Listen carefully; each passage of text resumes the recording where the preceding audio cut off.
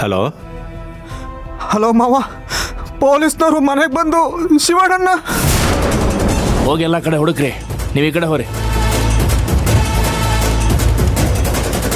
Sir ಇಲ್ಲೊಂದು phone ಇದೆ sir. ಈ ಫೋನ್ ಯಾರ್ದು ಅಂತ ಹೇಳಿ ನಿನಗೆ ಖರೇನ ಗೊತ್ತಿಲ್ಲ? ನನಗೇನು ಗೊತ್ತಿಲ್ಲ ಸರ್. ಶಿವಣ್ಣ ಸ್ಟೇಷನ್ ನಡಿ, ನಾನು ಗೊತ್ತು ಮಾಡಿಸ್ತೀನಿ.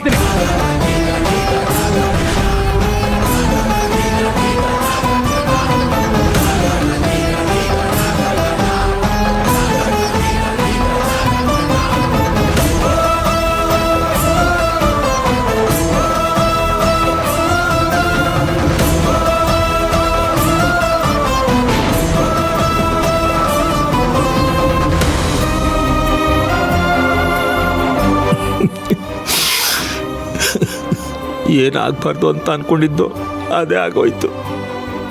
ಎಂಥ ಕೆಲಸ ಮಾಡಿಬಿಟ್ಟೆ ಶಿವರಾಜು. ನನ್ನ ಮಗಳಿಗೋಸ್ಕರ ಜೀವನ ಎಲ್ಲ ತ್ಯಾಗ ಮಾಡಿಬಿಟ್ಟೆಲ್ಲಪ್ಪ. ನನ್ನ ಮಗಳಿಗೆ ನಿನ್ನ ಮನಸ್ಸು ಏನು ಅಂತಾನೆ ಅರ್ಥ ಆಗ್ತಿಲ್ಲಲ್ಲಪ್ಪ. ಈ ನಿನ್ನ ತ್ಯಾಗಕ್ಕೆ ಏನಂತ ಹೇಳಬೇಕು?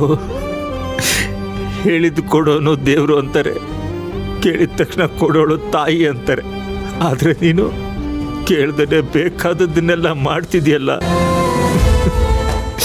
ನಿನ್ನನ್ನು ಏನಂತ ಕರಿಬೇಕು? ಅಳಿ ಅಂದರೆ ಸಾಲಲ್ಲಪ್ಪ, ನನ್ನ ಪಾಲಿನ ದೇವರು ಕಣಪ್ಪ.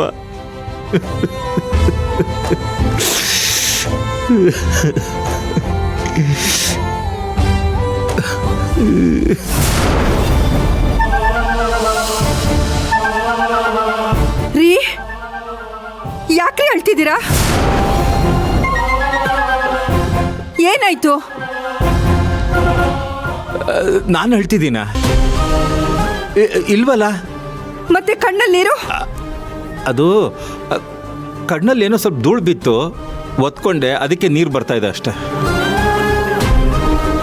ಅದಕ್ಕೇನಾ ಅಥವಾ ನಿನ್ನ ಅಳಿಯ ವಿಷಯಕ್ಕೋಸ್ಕರನಾ?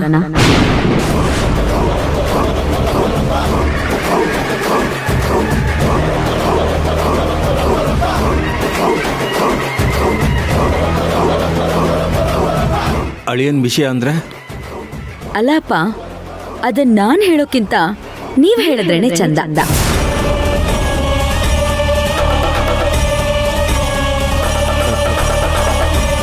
ಇವಳಿಗೆ ಶಿವರಾಜು ಅರೆಸ್ಟ್ ಆಗಿರೋ ವಿಚಾರ ಗೊತ್ತಾಯ್ತಾ ಹೇಗೆ? ಅಪ್ಪ, ನಿಮ್ಮನ್ನೇ ಕೇಳ್ತಾ ಇರೋದು, ಏನಾಯ್ತು ಅಂತ ಹೇಳಿ. ಅದು ಅಯ್ಯೋ, ಹೇಳ್ರಿ ಏನಾಯ್ತು ಅಂತ. ಯಾಕೆ ಅಳ್ತಿದ್ದೀರಾ? ಜ್ಯೋತಿ, ನೀನಾದ್ರೂ ಹೇಳ ಏನಾಯ್ತು ಅಂತ. ಏನಿಲ್ಲ ಅಮ್ಮ, ಅವ್ರಿಗೆ ಅವ್ರ ಅಳಿ ನೆನಪಾಗಿರತ್ತಷ್ಟೆ.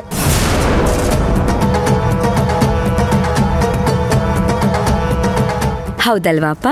ಅದಕ್ಕೆ ತಾನೇ ಹೇಳ್ತಾ ಇದ್ರಿ. ಇಲ್ಲಮ್ಮ, ನನ್ನ ಕಣ್ಣಿಗೆ ಧೂಳು ಬಿದ್ದಿದ್ದು ನಿಜ. ಆದರೆ ನನ್ನ ನಿಜನ ನೀವ್ಯಾರೂ ನಂಬಲ್ವಲ್ಲ.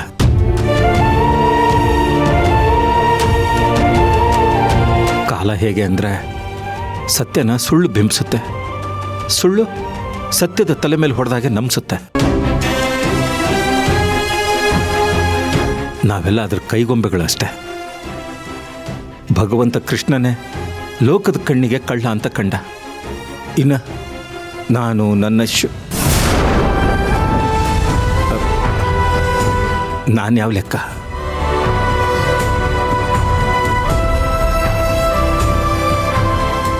ಆದಷ್ಟು ಬೇಗ ಸತ್ಯ ಆಗಬೇಕು. ಆಗೆಲ್ಲ ಸರಿ ಹೋಗುತ್ತೆ.